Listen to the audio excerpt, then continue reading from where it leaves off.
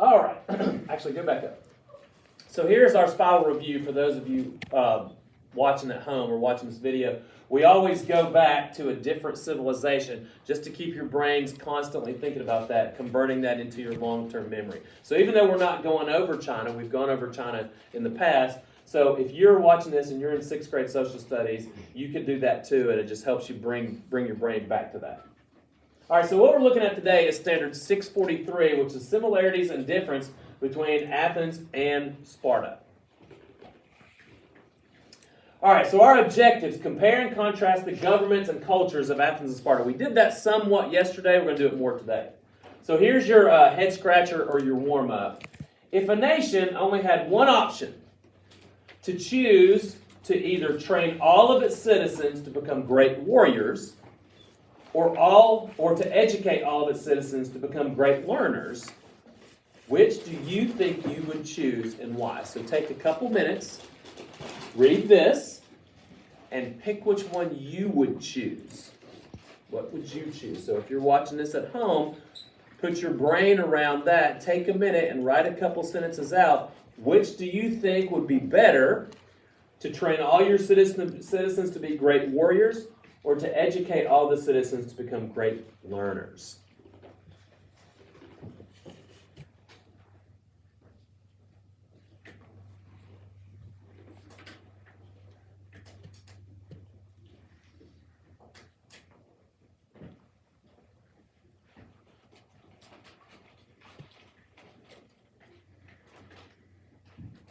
All right, we're going to pause the... No, we're not going to pause. Can't pause that game. No. Okay, so raise your hand if you would pick warriors.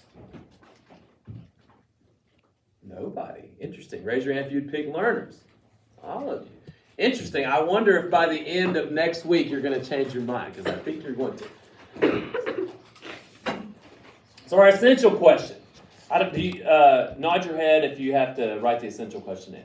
Okay, go ahead and write the essential question. How can vastly different societies succeed? Not everybody's going to be the same, especially in ancient Greece. They're going to be a lot different. And in the world today, we have tremendous different societies. So write the essential question down. We're going to try to answer that today. And that bridges the gap from the past to the present. If you look at the two most powerful nations in the world today are the United States, which is based primarily on freedom of the people, freedom of the businesses. And then you contrast that with the other most powerful nation, which is China, which is control of the people by the government and control of the businesses by the government. Do both succeed? They do. Okay? Is that vastly different? It's almost the opposite of each other. I know where I'd rather live. I'd rather live where freedom is. Next. So what are we doing? We're comparing and contrasting Sparta and Athens. Why? These are Tennessee state tested standards, 642, which we talked about some yesterday, and 643. Now, if you're at home and you're in Georgia, the Tennessee state standards part is not going to apply to you. However, if you're studying ancient history, it doesn't matter what our standard is, just match it with your standard. It's about ancient Greece. Why else are we doing this? Learning about the ancient Greeks, use of democracy will help connect us to today. So as we go through, highlight facts when you hear them. All the notes that I've handed you out, instead of having the blanks in them today, are all filled in. So when you come across facts that are important, or I'll tell you, highlight those. Those are going to be what you study. Athens and Sparta were probably the two most famous and powerful city-states in ancient Greece. However, they were both very different. So if we look on here, if we look on the Peloponnesian Peninsula, you got Athens and Sparta there. Athens and Sparta. Athens' government ruled as a democracy. A democracy is when people vote. They were the first ever to do this, and this began in 508 BC. So what you're going to highlight is you're going to highlight Athens' government was ruled as a democracy. And highlight what a democracy is. Of course, you should know that from yesterday. We talked about that yesterday. Sparta's government ruled as an oligarchy by two kings. An oligarchy is when a small group of people make decisions for all. And you see I've written down which standard that is. So you're going to highlight Sparta's government was ruled as an oligarchy. Both Athens and Sparta's governments were elected by the people. So the people did elect their oligarchy in Sparta, but it was mostly who was successful in war. You know, you're going to pick the most guy that at Sparta. You're going to pick the people who keep you safest, make you the most lethal. Athens' government. Three classes of people. You have citizens, which we talked about yesterday. Those were the only people that voted. They were men born in Athens, and they ran everything. Of course, they had to have property also, and they had to be 20 years old. You have non-citizens, which are people who are not from Athens. Those were called metics, or metiques. You have women and people born somewhere else. They could not own land. They could not own land and not make decisions. And then you have slaves. Slaves were treated as property and had no rights. Now, the slaves in Athens were treated a lot different than the slaves in Sparta. They were terrible in Sparta. Their leaders consisted of leaders chosen by the citizens' vote. Remember, not all the people were citizens. And everyone had an equal chance. So you don't just run for office. Any citizen at any time, if that person got the most votes, they're going to be the leader. That's a pretty effective way. They didn't have professional. Well, they had professional politicians, but most of the time they were, leaders of military. So you have direct democracy. All citizens participated directly in making decisions. A representative democracy is when citizens elect representatives. That's what we have. We're not going to watch this video, though. So there's Athens. This area is still in Athens today. This is called the Acropolis. Very famous. Sparta. Sparta had three classes of people also. They had citizens, which were men born in Sparta. They ran everything. Non-citizens, which were women and people born somewhere else. They could own land, just not make decisions. So that's a huge difference. Who could own land in Sparta? Women. Women were allowed to own land. And they could do, they had a lot more freedom. Slaves, called helots, were hated and terrorized by most Spartans. Usually they were caught in war, or foreigners. They were terrorized, but they were treated very badly. Their government consisted of two kings, one king in charge of the army, one king in charge of matters at home. They had a council of elders, which were 28 males over the age of 60. Was it a big deal to be over the age of 60 in Sparta? Yeah. Why? Can't answer though, can you? It was a video. It was a big deal because you were a soldier your whole life. And if you lived to the age of 60, that was a pretty big deal.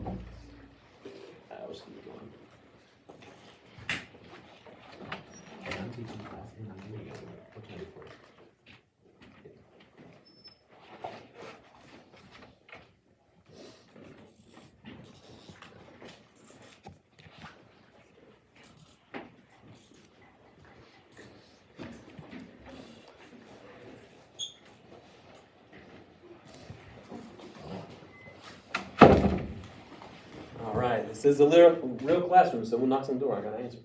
All right, good deal. So over the age of 60 was a big deal in Sparta because you were warriors and you got out of the military at the age of 60, not because you couldn't fight, but that it's a big difference living a life of strenuous warfare and exercise. You get to the age of 60, they said, okay, we trust your judgment and government more than we trust you on the battlefield.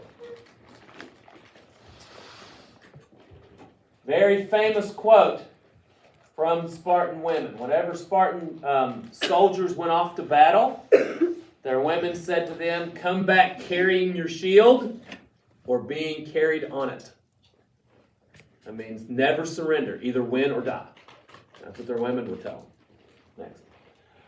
Athens and Sparta. The layout. Athens is built below the Acropolis, which stands on a hill above Athens. Sparta is surrounded by mountains, which makes it difficult to be invaded. So obviously the mountains are taking toll here. And Sparta was one of the few city-states that were not seafaring. They didn't go out and trade. They didn't go out and do anything. They wanted to be left alone.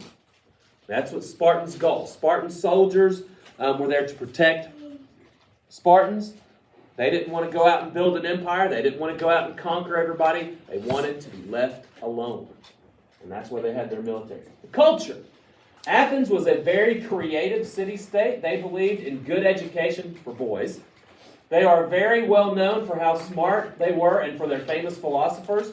Boys went to school to learn to read, write, and play sports. Girls had to stay at home and learn how to run the household. You could go into the Army or Navy if you wanted to, if you were a boy in Athens, but you didn't have to. They were very well-rounded. Their form of education is the form of education we have today. If you learn that, if you're learning how to read and write, that's ELA, am I wrong? Okay? If you're learning how to play sports, that's sports, that's PE. You learned about history and philosophy, that's social studies. You had to take mathematics. So basically, what we learn today is is because of what they learned back then. The big difference is science. They combine usually science and math.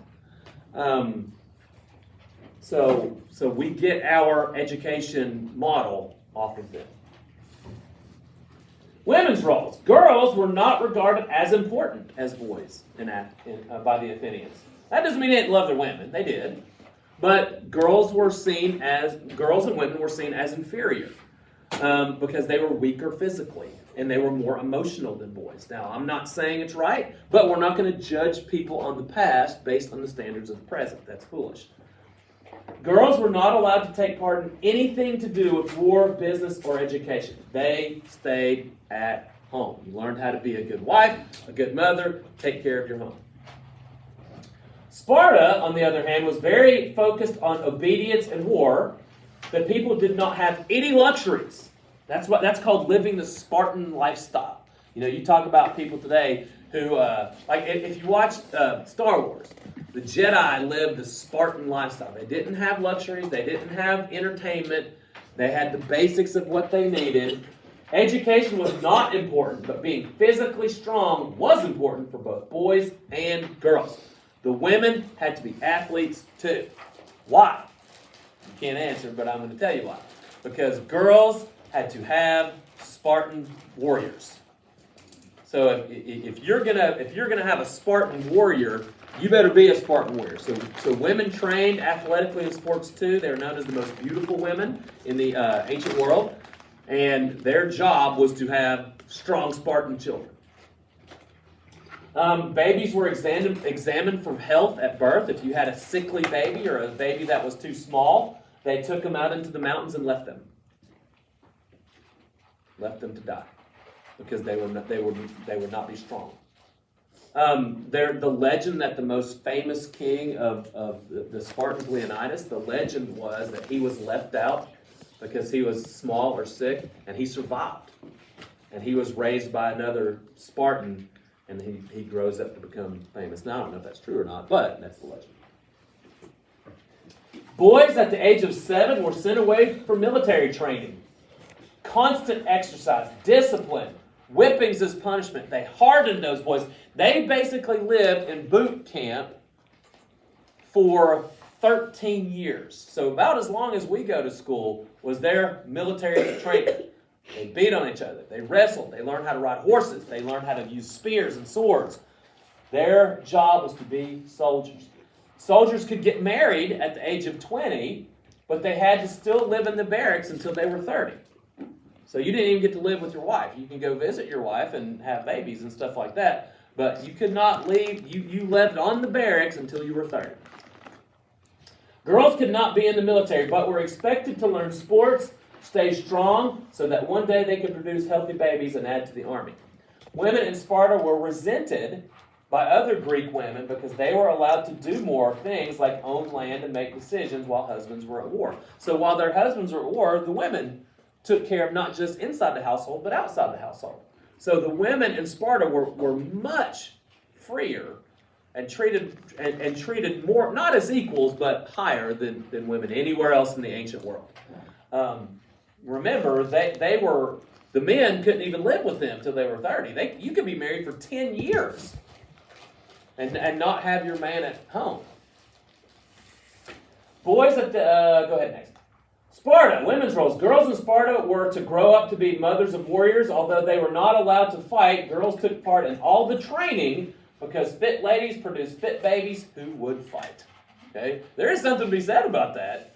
There's something to be said about having a life of constant exercise. Is that a bad thing? No, it's a very, very good thing for you. Next.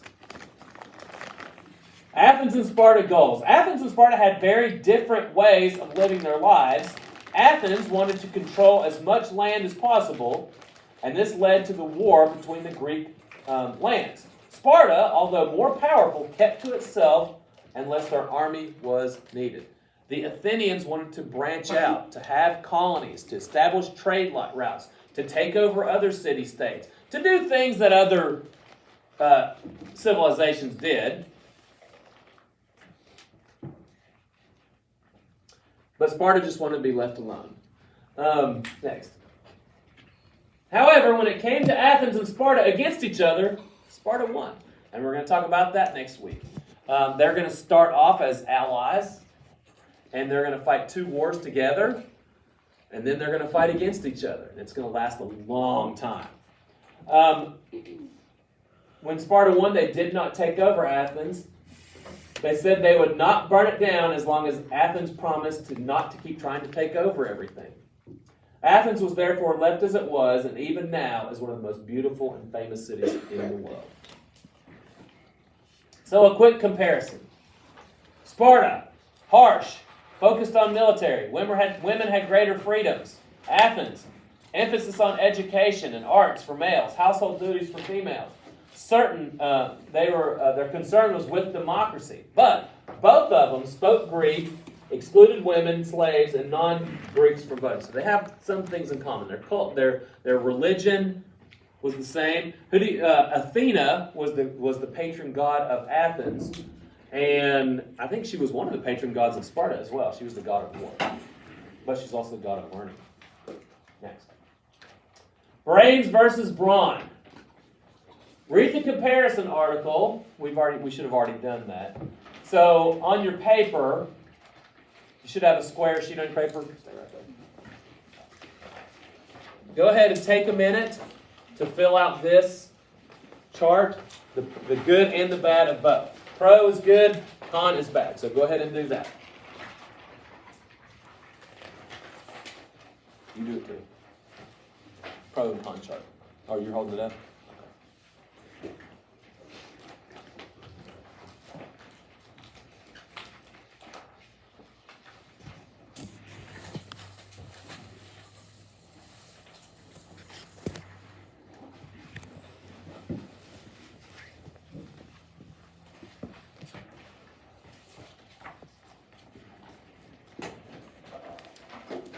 Product placement. If you're not from East Tennessee, you need to find out how to get Dr. Nuff.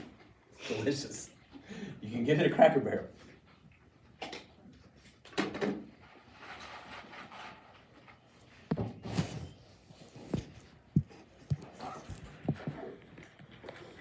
Raise your hand if you want to show me what you wrote down as one of the pros for Athens.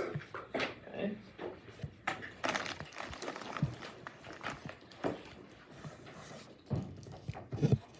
That's Sparta. Strong military, that's good. Who has a pro for Athens?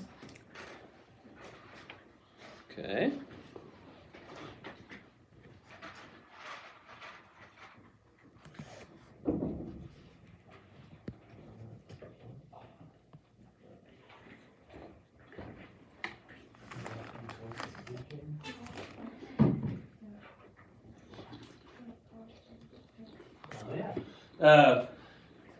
Not constantly in boot camp.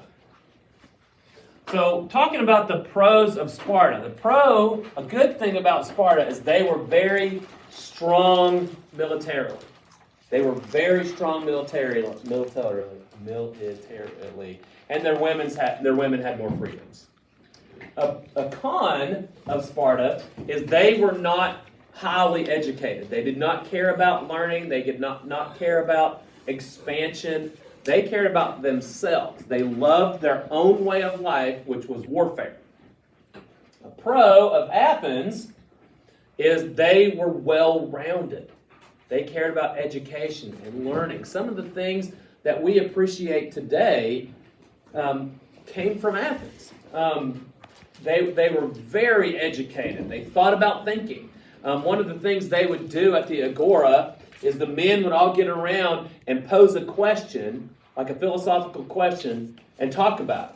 And so you have a constant idea of bouncing ideas off each other. They're going to invent a lot of math that you all use. You probably don't like that, but a lot of the math comes from ancient Athens, which is a good thing. They invented several things. They too had a strong military. They were very powerful, and they had a navy. They went out and traded with other places. They were just far more well-rounded. One of the cons of Athens is they didn't treat their women. Their women didn't have very many freedoms. Now again, we're not going to judge them with our own standards, but that was one of the cons. Another con is they are constantly sticking their nose in things. They wanted to be a world power, and so that's going to bring trouble that you're going to see next week with the Persians. Next.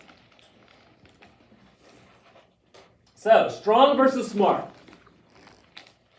Strong. You need to be able to defend yourself. That's good. Protection from attack. Want to be able to get the things you need, even if you have to take it.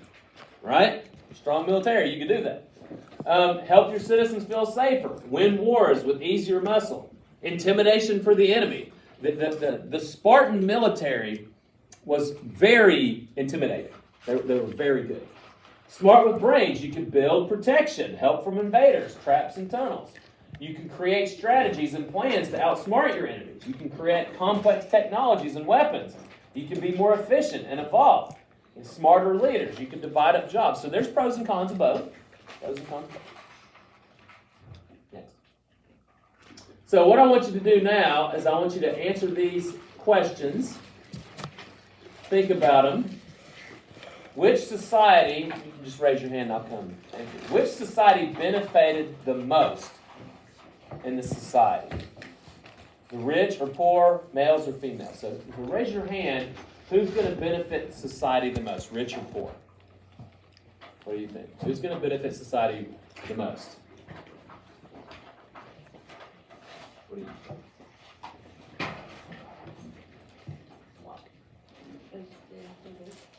Okay, he says the poor because the poor has to work. That is certainly a logical answer. Does anyone have a different opinion? Okay. What do you think?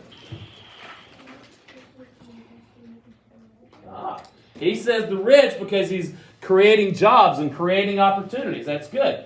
Okay, who? Males or females? Raise your hand if you think males.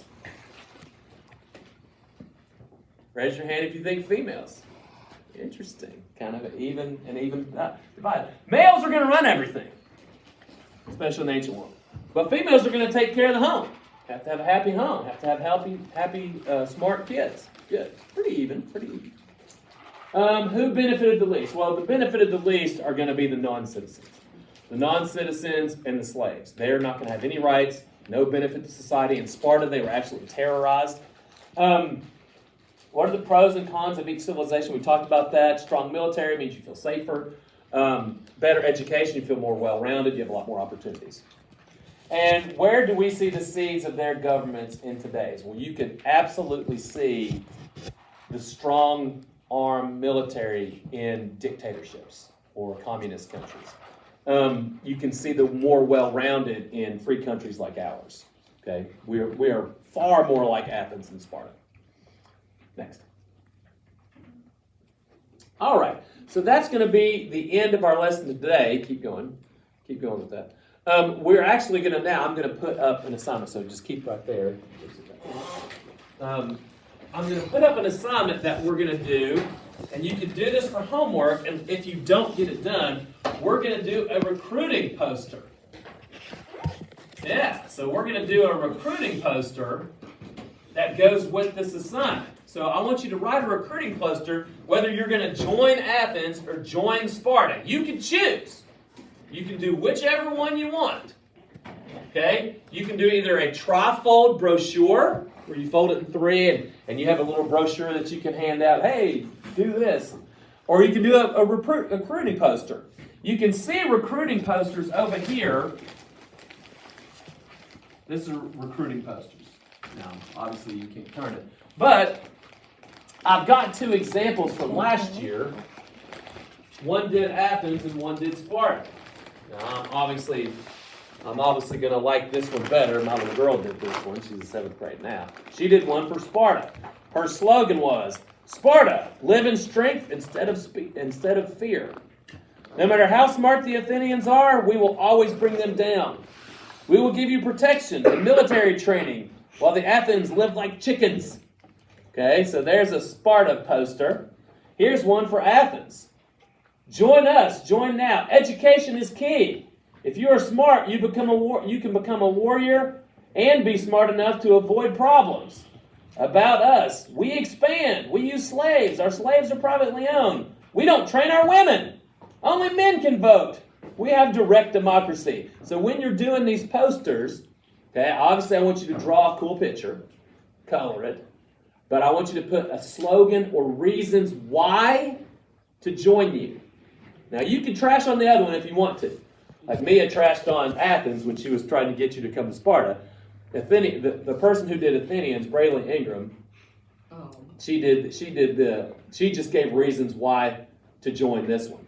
Okay, so here are your two examples. I will leave them up here if you want them, but I'll have another one up on the ear. But I'm going to give you a piece of cardstock paper, and I want you to do this poster. This will be our assignment for the day. And if they're good, if your posters are good, then I will put them on the board outside. We haven't got to do any posters yet. We should have done all kinds of them by now, but because of the snow and the hurricane, we haven't had a chance to do that. So we're going to get some paper out, and we're going to work on these posters right now. So, if you're watching at home, I always end the class one way. I'll say go forth and learn because knowledge is power. So keep learning. Obviously, I think more of the Athenians, although the Spartans were cooler. Thanks.